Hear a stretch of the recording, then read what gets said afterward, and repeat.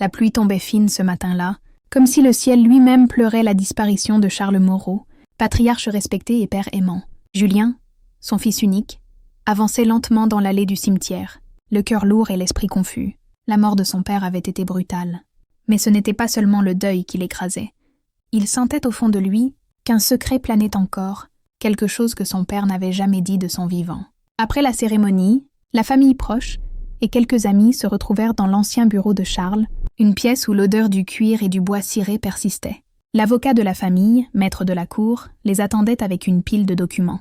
Julien s'assit en silence, sa femme Élodie à ses côtés, l'air calme et parfaitement maîtrisé. Ses yeux clairs fixaient les papiers avec une froideur qui surprit Julien, comme si elle attendait ce moment avec une étrange impatience. Maître de la cour commença la lecture du testament. Les mots résonnaient dans la pièce comme des coups de marteau. La maison de campagne revenait à Julien, certaines actions étaient cédées à une fondation, et divers biens allaient à des proches. Tout semblait logique, ordonné, comme toujours avec son père. Mais soudain, l'avocat marqua une pause. Il sortit une enveloppe scellée, jaunie par le temps, portant le nom de Julien Moreau écrit de la main ferme de Charles. Un silence pesant tomba.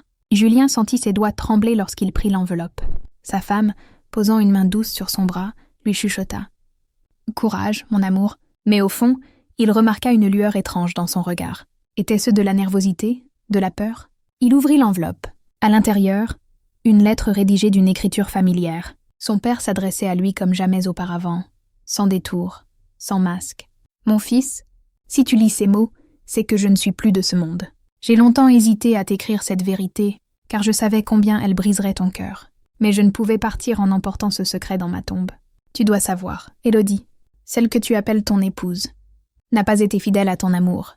Elle a partagé son cœur, et plus encore, avec un homme que tu connais très bien. » Julien sentit le sang quitter son visage. Ses yeux se brouillèrent. Son cœur battait si fort qu'il crut s'évanouir. Il leva un regard perdu vers Élodie, qui détourna les yeux, serrant son sac contre elle. Maître de la cour, mal à l'aise, détourna le regard et continua la lecture officielle du testament, comme si de rien n'était. Mais pour Julien, le monde venait de s'écrouler. Une question obsédante lui vrillait l'esprit. Qui était cet homme? La lettre ne le disait pas encore. Elle promettait d'autres révélations, dans les pages suivantes, soigneusement pliées dans l'enveloppe. Julien sentit son âme basculer dans un gouffre noir où amour, trahison et héritage se mêlèrent en une tempête insoutenable. Julien resta figé de longues minutes, la lettre entre ses mains tremblantes. Les mots de son père semblaient résonner dans sa tête comme un écho interminable. Il n'osait pas lire la suite, mais quelque chose le poussait à aller plus loin. Finalement, d'un geste lent et fébrile, il déplia la seconde page que contenait l'enveloppe. « Julien, tu mérites la vérité entière. L'homme qui a trahi ton amitié et ton respect n'est autre que Marc Delaunay, ton ami d'enfance, ton frère de cœur, celui que j'ai toujours considéré comme un second fils. Je l'ai découvert par hasard, il y a déjà plusieurs années. J'ai gardé ce secret, pensant qu'il valait mieux préserver ta vie, ton mariage et ton équilibre. Mais aujourd'hui, je ne peux plus partir sans te délivrer de cette illusion. » Le souffle de Julien se coupa. Marc, son plus vieil ami, celui avec qui il avait grandi, partagé ses rêves et ses échecs, celui qui avait été témoin à son mariage. Il ferma les yeux, une brûlure violente envahissant sa poitrine. Il tourna lentement la tête vers Élodie. Elle gardait les yeux baissés, évitant son regard. Les doigts crispés sur son sac. Son silence valait 1000 aveux. Julien sentit son sang bouillir. « Dis-moi que ce n'est pas vrai !» murmura-t-il d'une voix brisée. Élodie releva enfin ses yeux vers lui. Son visage était pâle, ses lèvres tremblaient, mais aucun mot ne sortit de sa bouche. Le silence confirma ce que la lettre avait déjà crié. Julien sentit une rage sourde monter en lui, mais aussi une douleur insupportable. Comment son père avait-il pu porter ce fardeau seul pendant tant d'années? Et surtout, comment Marc avait-il pu le trahir à ce point? L'avocat, voyant la tension qui emplissait la pièce, choisit de clore rapidement la lecture officielle. Les invités quittèrent le bureau un à un, jetant des regards curieux mais discrets à Julien et Élodie. Quand la pièce fut vide, Julien reposa la lettre sur le bureau de son père.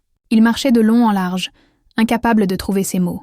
Ses mains tremblaient de colère. « Marc » répéta-t-il à mi-voix. « Marc » Elle éclata en sanglots, mais Julien détourna le regard. Une partie de lui voulait l'entendre, comprendre pourquoi, mais une autre partie brûlait de rage et de haine. Il sortit brusquement du bureau, laissant Élodie seule avec ses larmes.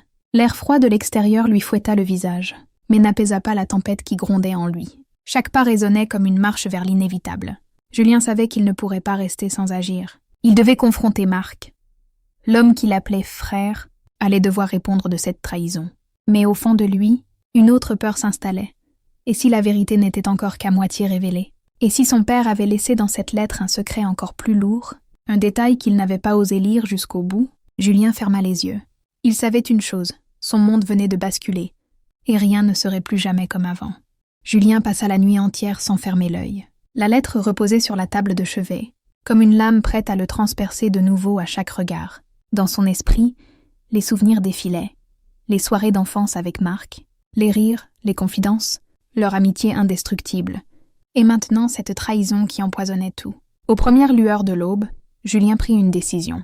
Il devait voir Marc, pas demain, pas plus tard, maintenant. Il quitta la maison familiale, ignorant les appels d'Élodie qui pleurait encore dans la chambre. La route jusqu'à la demeure de Marc lui parut interminable, chaque virage alimentant sa rage. Quand il arriva enfin, il frappa si violemment à la porte que ses poings en devinrent rouges. Marc ouvrit, surpris de le voir si tôt. Ses yeux fatigués et ses cheveux en bataille témoignaient d'une nuit agitée. Mais dès qu'il croisa le regard enflammé de Julien, il comprit. « Julien, qu'est-ce que… » Julien le saisit par le col et le plaqua contre le mur d'entrée. « Tu oses encore prononcer mon nom? Tu oses me regarder dans les yeux après ce que tu m'as fait ?» Marc tenta de se dégager, mais la poigne de Julien était de fer. « Écoute, je peux tout expliquer. »« Expliquer ?» rugit Julien. « Tu étais mon frère, mon témoin de mariage. Et tout ce temps, tu me poignardais dans le dos avec la femme que je croyais aimer plus que tout. » Marc baissa les yeux. Son silence fut une réponse plus douloureuse que n'importe quel mot. « Depuis combien de temps ?» demanda Julien, la voix brisée. « Dis-le-moi !»« Plusieurs années, » murmura Marc. Ces mots frappèrent Julien comme un coup de massue. Ses jambes tremblèrent. Tout ce qu'il croyait solide s'effondrait. « Et mon père ?» Il le savait. Il a porté ton secret, ton infamie, jusqu'à sa mort, cria Julien. Marc ferma les yeux, une larme. Julien recula abasourdi. Une colère glaciale remplaçait peu à peu la rage brûlante. « Tu n'es rien, Marc, rien qu'un traître. Tu as pris mon père, tu as pris ma femme, et maintenant tu veux me prendre quoi? Ma dignité ?» Marc tenta un geste vers lui, mais Julien recula encore. Ses poings serrés tremblaient, mais il refusa de frapper. Une idée plus terrible venait de s'imposer à lui. Et si tout cela n'était que la partie visible? Et si d'autres secrets se cachèrent derrière cette liaison? Julien pensa à la lettre. Avait-il vraiment lu la fin? Dans la hâte, son esprit confus n'avait retenu que les aveux les plus douloureux. Peut-être que son père avait écrit davantage. Il lança un dernier regard dégoûté à Marc. « Ne t'approche plus jamais de moi, mais sache une chose. Je découvrirai toute la vérité. Et quand ce jour viendra, tu regretteras chaque seconde de ta trahison. » Puis il partit, le cœur déchiré mais l'esprit décidé. Derrière lui, Marc resta figé, les traits marqués par la culpabilité. Julien, lui, savait que la suite l'attendait dans cette maudite lettre, et que la vérité finale serait peut-être encore plus insoutenable. De retour dans la maison familiale, Julien monta directement dans le bureau de son père. La pièce sentait encore le cigare froid et le vieux papier. Sur le bureau, la lettre l'attendait, comme un juge silencieux, prêt à rendre son verdict final. Il s'assit, respira profondément et rouvrit l'enveloppe. Ses mains tremblaient. Il reprit la lecture, cette fois jusqu'au bout. « Julien, si je t'ai révélé la trahison d'Élodie et de Marc, c'est parce que tu devais savoir.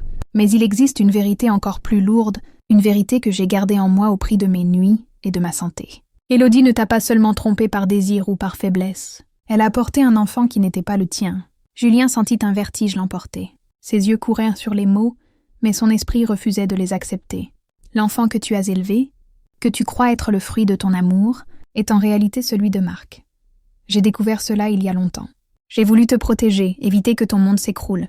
Mais aujourd'hui, je pars en paix, car je ne peux plus cacher cette vérité. Pardonne-moi, mon fils, de t'avoir laissé vivre dans ce mensonge. Mais souviens-toi, la vérité, même douloureuse, libère. Julien lâcha la feuille, qui tomba au sol comme un oiseau abattu. Sa respiration se bloqua dans sa poitrine. Tout son corps tremblait.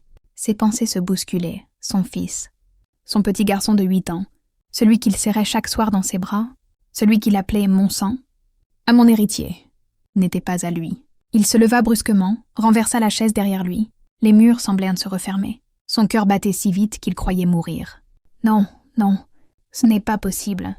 Il marcha en rond, le visage en feu. Chaque image de son fils venait se heurter à cette révélation monstrueuse. Le sourire innocent de l'enfant, ses yeux clairs. Des yeux qui, soudain, lui rappelèrent ceux de Marc. Julien tomba à genoux, dans l'embrasure de la porte, une silhouette apparut. C'était Élodie. Ses yeux rougis montraient qu'elle avait pleuré toute la nuit. Elle vit la lettre à terre, comprit que Julien avait lu jusqu'au bout. « Julien, je voulais te le dire, mais je n'ai jamais trouvé le courage. » Il se releva, ses yeux flamboyants de douleur et de haine. « Tais-toi, » hurla-t-il. « Tout ce que nous avons vécu n'était qu'un mensonge.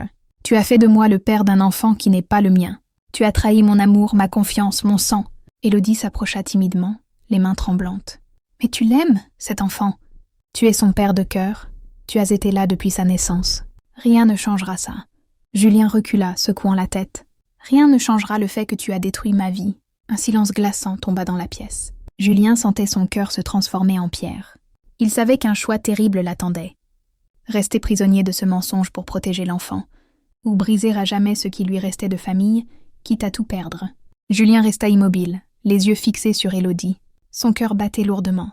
Chaque pulsation résonnait comme un coup de marteau dans son crâne. L'image de son fils revenait sans cesse, ce petit garçon innocent qui n'avait rien demandé, qui ne connaissait rien des mensonges des adultes. Il s'approcha de la fenêtre, regardant le jardin où son enfant jouait souvent, courant derrière un ballon, riant à gorge déployée. Ce rire si pur, Julien sentit une douleur lancinante l'envahir. Pouvait-il briser ce bonheur en lui révélant un jour la vérité? Élodie s'avança derrière lui, la voix tremblante. « Julien, je t'en supplie. Je sais que j'ai tout détruit, mais ne fais pas payer notre fils. Il t'aime, il te voit comme son seul père. Si tu le rejettes, tu briseras sa vie. » Julien ferma les yeux. Une lutte féroce s'engageait en lui.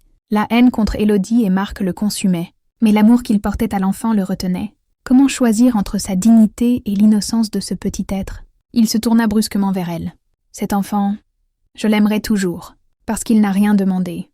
Mais toi, Élodie, toi, tu n'es plus rien pour moi. » Elle blêmit, chancela comme si ses jambes allaient céder. « Tu ne peux pas. »« Si, » trancha Julien d'une voix glaciale. « À partir d'aujourd'hui, je vivrai pour lui. Pas pour toi, pas pour nous, mais pour lui. Toi, tu quitteras cette maison, et ne t'avise plus jamais de me parler d'amour ou de pardon. » Élodie éclata en sanglots, tenta de se rapprocher, mais Julien leva la main pour l'arrêter. Son regard dur la cloua sur place. « Tu m'as trahi, tu as trahi mon père, tu as détruit ma vie. Mais je refuse de laisser ton venin atteindre l'enfant. Tu pars, Élodie. C'est fini. » Il ramassa la lettre, la rangea dans un tiroir qu'il verrouilla à clé. Puis il sortit du bureau et marcha vers la chambre de son fils. En ouvrant la porte, il vit le petit garçon assis sur son lit, construisant une tour avec ses jouets. Lorsqu'il aperçut son père, il sourit, les yeux brillants. « Papa, viens voir, j'ai réussi !» Julien sentit ses genoux fléchir. Les larmes envahirent ses yeux. Il s'approcha, s'agenouilla, et serra son fils contre lui avec une force désespérée. « Oui, mon fils, je suis là. Je serai toujours là. » Dans son cœur, la décision était prise. Il porterait ce fardeau seul, il garderait ce secret, mais jamais il ne laisserait l'enfant souffrir de cette trahison. Sa vengeance contre Marc et Élodie viendrait peut-être un jour, froide et implacable. Mais son rôle de père, lui, ne vacillerait jamais. La douleur ne s'effacerait pas. Elle deviendrait une cicatrice. Un rappel constant de l'amour trahi. Mais au milieu des ruines de son mariage et des mensonges de son passé, Julien trouvait une raison de tenir debout, protéger l'innocence de son fils, coûte que coûte. Et dans le silence de la maison, alors qu'Élodie s'effondrait dans un couloir, Julien comprit qu'il venait de signer, à sa manière, son propre héritage silencieux.